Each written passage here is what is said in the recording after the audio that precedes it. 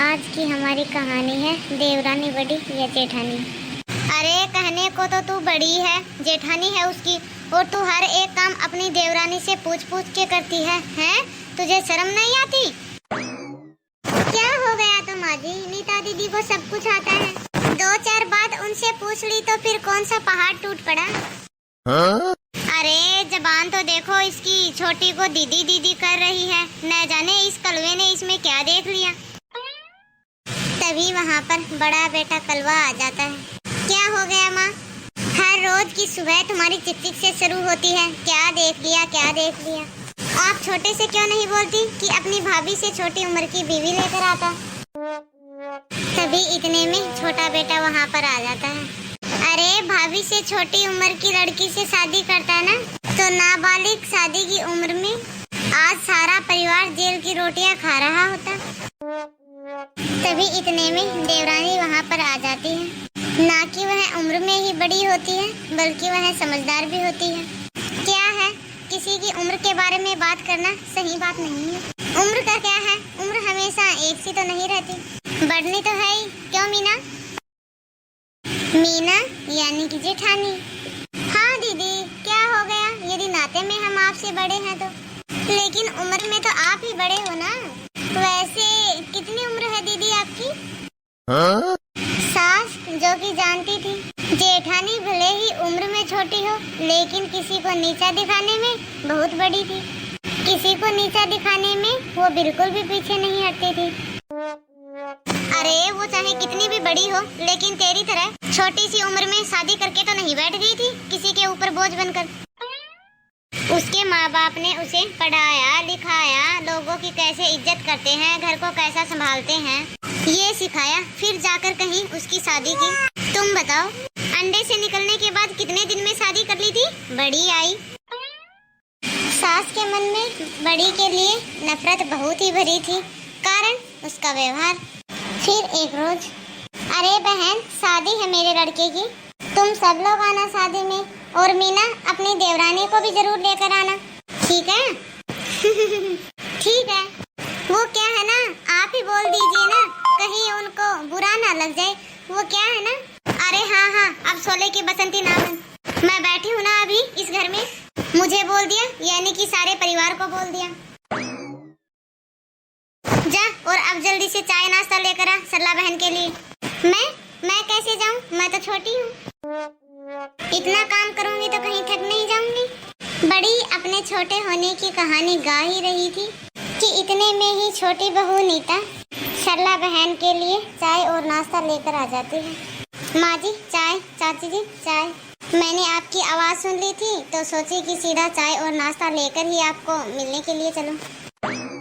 शर्म नहीं आ रही होगी ना नीता दीदी आपको? अरे जेठानी पास में बैठी है और चाय के कप 2 ही लेकर आई हो।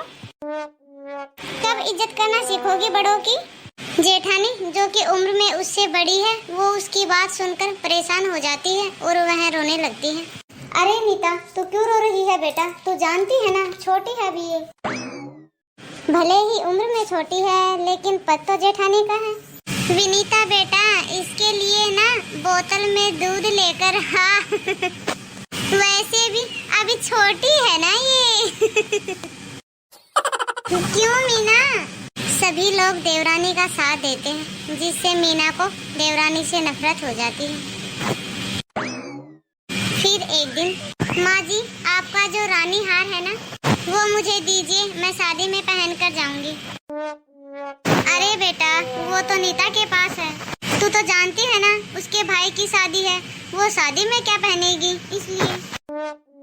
तो मेरे भी तो सहेली के भाई के दोस्त की शादी है, मेरा भी तो शादी में जाना जरूरी है। हाँ? और वैसे भी मैं बड़ी हूँ, मेरा पहला हक बनता है सास की चीजों पर। अरे देख मीना, चाहे बड़ी हो या छोटी, क्या हो क्या नहीं ये सब मुझे नहीं पता, लेकिन मैं साफ साफ बोल रही हूँ, जब तक मैं जिंदा हूँ इस घर में कोई नाइंसाफी नहीं होगी। अरे इतना महंगा हार छोटी अपने भाई की शादी में पहनेगी ना कि तू अपने सहेली के भाई के में न जाने पता क्या छोड़। अब जा तू यहाँ से, मैं भी देखती हूँ कैसे पहनती है अपने भाई की शादी में वो हार। और माँ जी मैं आपको बता देती हूँ, वो हार आपका नहीं आपकी सास का है। कायदे से उस हार की हकदार तो चाची जी भी बनती हैं। अरे वाह बहू वाह, तू एक हार के लिए कितना गिर सकती है। तो आप उठ जाइए और लाइए हार मुझे दे दीजिए, वरना मैं चाची जी को भी बता दूंगी कि हार में उनका हक भी था जो कि आप खा गई। वो दोनों बहुत ही जोर जोर से चिल्ला रही थी।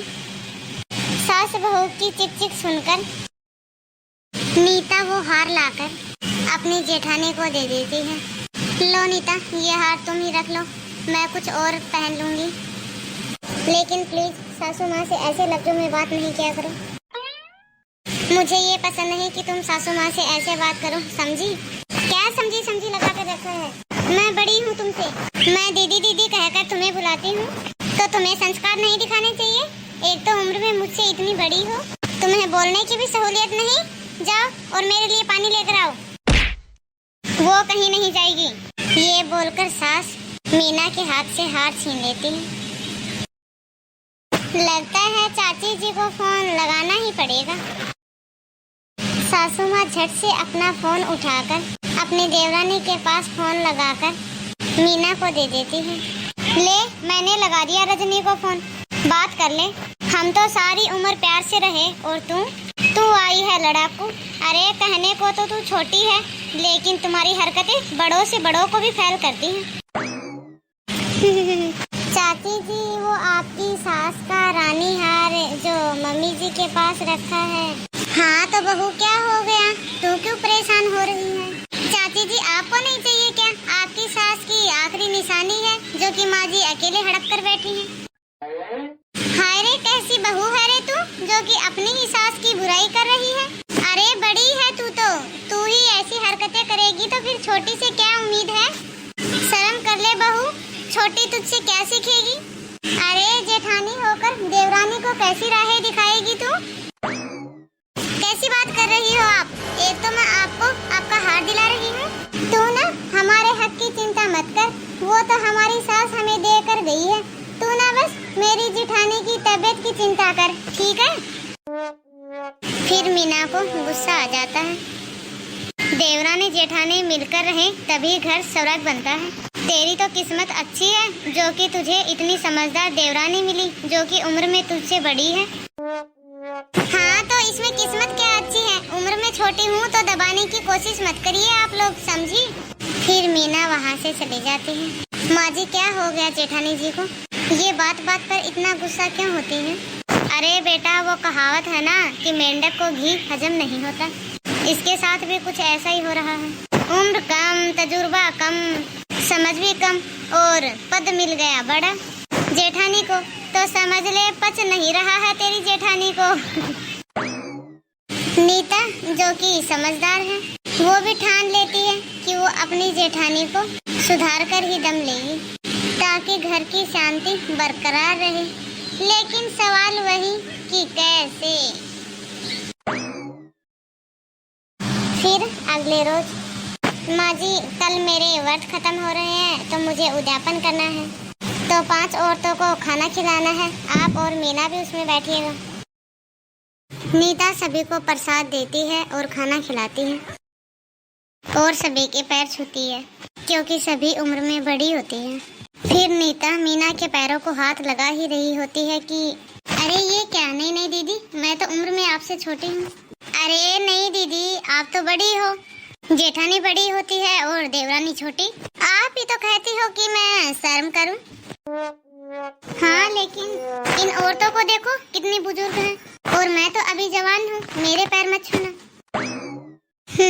एक रोज की बात है, सभी लोग घर से बाहर जा रहे थे। नीता और मीना भी बस से कहीं जा रही होती हैं कि तभी बस में एक सीट खाली होती है। आओ आओ बेटा, बैठ जाओ यहाँ पर, ये एक सीट खाली है।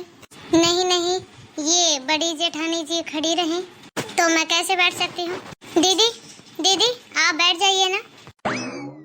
सबके सामने खुद को बड़ा सुनकर मीना परेशान हो जाती है। अरे मैं छोटी हूँ, आप बैठिए। अरे दीदी, आप ही तो कहती हो कि हर चीज में पहले बड़ी का हक होता है, तो बस की सीट में भी पहले आपका ही हक है, तो बैठिए ना। सभी लोग मीना को देखकर हंसने लगते हैं। मीना फिर घर आ जाती है। फिर एक रोज मैंने घर में पूजा रखी है जो कि कम से कम 3 घंटे तक चलेगी। तो मीना, तुम कुछ खाना नहीं सुबह नहाने के बाद, तो तुम पूजा के बाद ही कुछ खा सकती हो, जो भी तुम्हें कुछ खाना हो। अगले दिन मीना भूखी बैठी होती है और देवरानी मजे से रसगुल्ले खा रही होती है। ये क्या है, मैं यहाँ भूखी बैठी हूँ और नीता खा रही है। आप तो बड़ी दीदी है ना जेठानी, मैं तो छोटी हूँ देवरानी। तो बड़ी को तो त्याग करना ही पड़ता है, क्यों माँ जी? सभी लोग हंस रहे होते हैं कि तभी मीना को गुस्सा आ जाता है। नहीं बनना मुझे जेठानी, ना ही कोई बड़ा छोटा। इस घर में अब सब लोग मिलजुल कर रहेंगे, ना ही कोई बड़ा होगा ना ही कोई छोटा, सब घर के सदस्य बस। यही तो हम तुम्हें समझाना चाह रहे थे, लेकिन तुम मौका देकर कभी बड़ी बन जाती थी तो कभी छोटी। अब सब ठीक है। यदि आप सभी को हमारा यह वीडियो पसंद आया हो तो हमारे चैनल को लाइक, शेयर, कमेंट और बेल आइकन दबाकर सब्सक्राइब करना ना भूलें।